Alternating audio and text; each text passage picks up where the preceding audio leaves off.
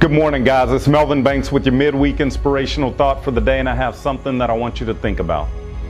I was having a conversation with my younger son the other day, and during the course of that conversation, we began talking about the importance of speaking up whenever we see a wrong.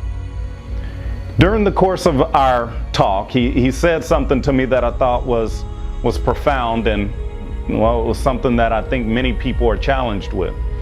He said, "Dad, I don't always want to speak up whenever I see something wrong." And I asked him why, and his response was so powerful. It was something that made me think about everybody that I come into contact with, because I think it's something that everybody struggles with.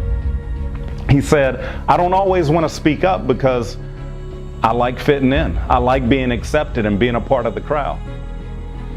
After a few minutes, I sat there and I looked over at him and I said, "Son, here's what you got to understand. The more you try to fit in, the more of your own identity you lose.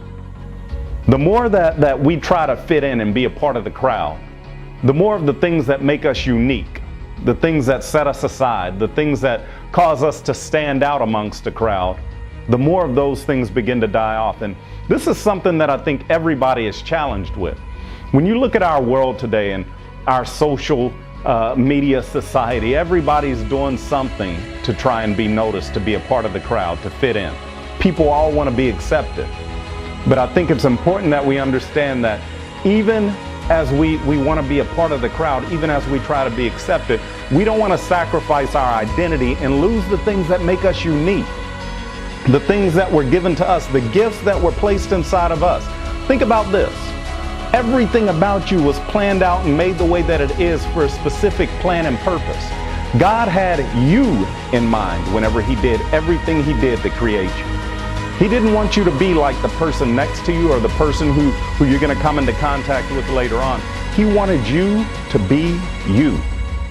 And I think it's important that everybody consider that on a daily basis and ask themselves, am I staying true to who I really am?